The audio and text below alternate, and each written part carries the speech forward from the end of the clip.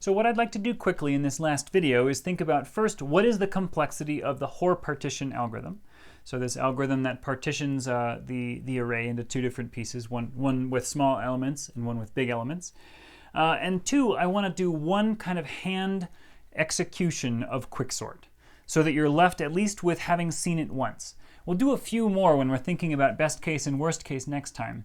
But for now, at least you'll have seen something that kind of shows you how Quicksort operates.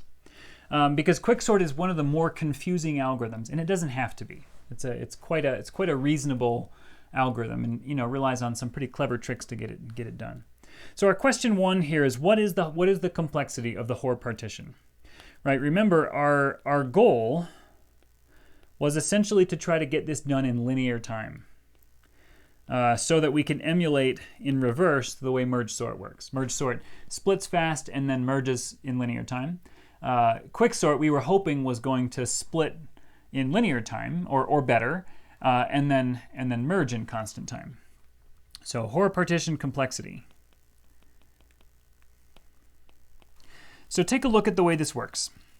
Right, note that the algorithm, the Hoare partition algorithm, is driven by these two counters, I and j.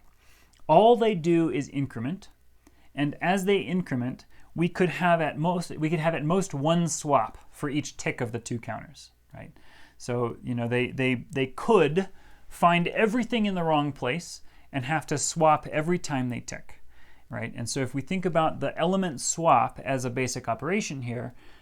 We can understand how many swaps could happen as a function of how large these counters could get. So the question is, how far can the counters go? Well, that's easy, right? These are. I mean, we can come up with a really coarse upper bound just by saying these counters are array indices. So I can never get larger than the largest array index. And j can never be larger than the largest array index, right? Because j starts at the end and walks down, I starts at the front and walks up. In reality, they can't ever cross by more than one element. So in reality, wherever I gets to, j can get there and then one more, right? So the total number of ticks of the I counter versus the j counter can never be more than about n plus 1. But sometimes a coarse bound is all we need. So a coarse upper bound can be determined here by saying I can tick at most n times, right? Can go from 0 to n. Here I'm thinking about there being n elements in this subarray that the partition function is looking at. So I ticks. And I use the word tick, just to mean that it's counter increments. I ticks at most n times. J ticks at most n times. Actually, they both only tick n minus 1 times because of the location of p. But a coarse upper bound is perfectly fine. Right, so at most, if we're not even thinking about how the algorithm works, but we're just thinking about these as array indexes that only go in one direction, we have at most, right, in the craziest possible world, at most we have 2n ticks of these timers. So at most, with no other analysis or assumptions, at most 2n total ticks. Okay, and so therefore, at most, we can have 2n swaps, which in reality we can't even get that many, right? But 2n is a strong upper bound, and we could get at least n, right, or n minus 1, where it just swaps everything. And so we have a strong upper bound here of linear time, right? So the worst this thing could ever be is linear time. And it's easy to come up with inputs where it does take linear time, right? Where you have to swap half the elements or something along those lines. Okay, so just like we were thinking about before, we had this kind of notion that Quicksort was a reversed version of merge sort, where merge sort splits fast and then merges in linear time. Quicksort is in some sense this reversed version, where we split in linear time You know, we do some work to get things arranged. We don't totally sort them, but we just do a kind of a blast through to make sure that small is on the left and big is on the right. That takes linear time. But then once we've done that, and once we've completed the sorting part, the recursing part, then we're left with combining in constant time, right? The combining operation is immediate. So let me walk through one pass through Quicksort. And so this is a little bit harder to see how it goes. So I encourage you to take your time to think about how this is working. So I'm just going to write an arbitrary array. So I'll say 5, 7, 1, 6, 2, 3. And I've just picked a random number of numbers here. I could put another one in here just for fun. I could put a 4 in there. And so here's how Quicksort's going to work. First, it's going to select a pivot. If we're just using the vanilla Hoare partition algorithm, that pivot is going to be the front element. And so then what are we going to do? Well, we're going to start our counter on the left and look for something big, right? So I starts here, and it finds something big, immediately finds something bigger than the pivot, and so it stops. And then we have our J counter here that's looking for something small, and it immediately stops because it found something smaller than the pivot. And so then what happens? Well, we swap those two, right? So we swap these two, leave the counters where they are, and then continue. Right? So after the first 2 ticks of the partition algorithm, here we haven't even done another pass through Quicksort. We have this. So we have 5, 3, 1, 6, 2, 4, and 7. So we've swapped those, and now our I and J counters are here. So now the I counter is going to keep walking to the right until it finds something bigger, right? So it's going to go here, that's smaller, so we continue here, and then it's going to pause, right? So there it's now found something larger than the pivot. This is still our pivot. The J counter is here, and it's walking to the left, and it's going to walk to the left till it finds something smaller than the pivot, and there it is. It found something smaller than the pivot. So then we swap those two. And so remember, the overarching goal here is to put small stuff on the left, big stuff on the right, and we'll just continue until we're done with that. So we swap those two, and so after the second pause of the partition algorithm, we have this, 2, 6, 7.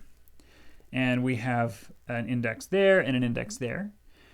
Okay, so the left index will continue going to the right. It'll continue indexing to the right until it finds something bigger than the pivot. And there it is. It found something bigger than the pivot. The right index will continue stepping to the left until it finds something smaller than the pivot. And it finds it immediately. There's the 2. And so now look where we are. We know that everything here, everything to the left of I, is less than the pivot, right? Everything here is strictly less than 5. And we know that I and everything to the right of I is strictly, or is at least 5, right? It's greater than or equal to 5.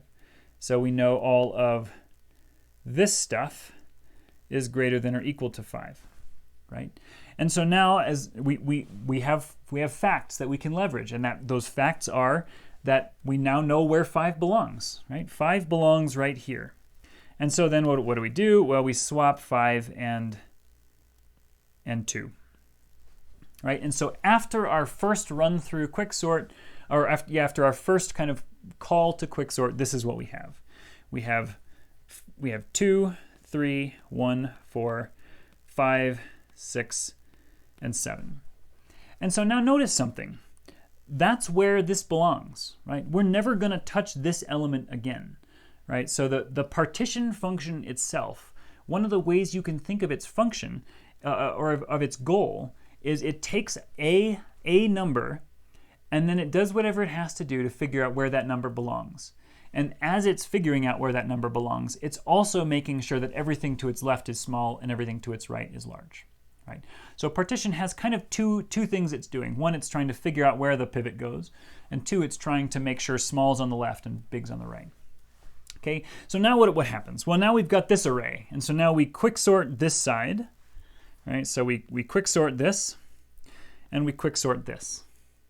So let me break over to the right. Oh, and we leave this alone. Right? This is This is its final location of the pivot, of first pivot. Okay. So now let's quicksort this the array on the right and just take care of that. So let's quicksort this. So we have the array 6, 7, right? This isn't a trivial array yet. We don't know that it's sorted, but let's run quicksort on it and see how it works. So, here we are. We have this selected as the pivot, right? So 6 is our pivot, and we start I here, our I counter here, and we start our J counter here, right? So we ask I to increment until one of two things happens, right? Either I and J, no, sorry, we ask I to increment until it finds something that's bigger than or equal to the pivot, right? And there it is. I found something bigger than or equal to the pivot. Then we ask J to decrement until it finds something smaller than or equal to the pivot. So what does J do? Well, J jumps down, right? And so J then pauses here because it found something less than or equal to the pivot, right? In fact, it found something equal to the pivot. Okay. So now what do we do when the two counters have crossed after they pause? Well, we just swap the thing that is in J with the pivot and we're done. But the J is already on the pivot, so we're done, right? So here we're done, right? So now after having done this, what is our output? Well, we come down here, and now what we'll fill in the left part of this in a second here. But after this recursion on the right-hand side, we have 5 in its final location, we have 6 in its final location, and then we have a trivial array of 7 on the right. Right? So when we quicksort this array, nothing happens. Right? Recall back to our quicksort pseudocode. What the quicksort pseudocode said was if the array is trivial, ignore it. Okay, so we're done. Right? So quicksort has now sorted the right-hand side of the array. If we imagine doing kind of a depth-first search on the recursion tree down there. So now let's look at the left-hand side, and let's quicksort that, 2, 3, 1, 4. And I'm going to do this way over here, okay, just to make sure that there's plenty of room. So 2, 3, 1, 4. Good. And then I'll copy the result in over on the left. So here's our pivot, right? Because we're doing lazy pivot selection. So I starts here and immediately pauses. Right? Why does it pause? Because it found something that's bigger than the pivot. J starts here and then it jumps to that one and then it pauses. So here's J. So what's the first thing we do? We swap these two because I and J have not crossed. Swap them. And so after our first run through, we've got 2, 1, 3, 4. And I begins here, J begins here. So then I starts moving to the right until it finds something bigger than the pivot. So it stops there. So there's my I counter. J starts moving to the left until it finds something less than or equal to the pivot. So J stops right there. What do we have? Well, we have the counters paused in a place where they have crossed. Right? When they've crossed, then you just swap the pivot with the J location and you're done. Right? So the output here is 1, 2, and then 3, 4. So let's just refer this back to our picture over here. So what do we have? We've got 2, 3, 4, and that we don't know if that's sorted yet. That's still an array that needs to get quick sorted. We have 2 in its final location, and then we have 1. As soon as we quicksort this, it's going to return void, right? This is a trivial array, so we don't do anything to it. So when we quicksort this, what do we get? Well, we get exactly the same thing that happened when we quicksorted this. So I'm not going to step through that, right? Go back and check how it worked when we quicksorted this 2-element array that was already sorted. But when as soon as we quicksort this 3, 4, it'll just terminate almost immediately because the counters will cross, and then we'll have a trivial swap and we'll be done. And so there we go. So there's the array, the final array. So next time we'll talk about the complexity of quicksort. So quicksort it's a slightly more difficult algorithm to analyze in terms of its overall complexity. It's also a slightly more complicated algorithm to visualize because you have to go through all of the partitioning stuff to understand what's going on. But next time, in the process of thinking through the complexity, we will actually do a couple more complete runs of the quicksort algorithm, and then hopefully that will help make it clearer. So there's quicksort for you.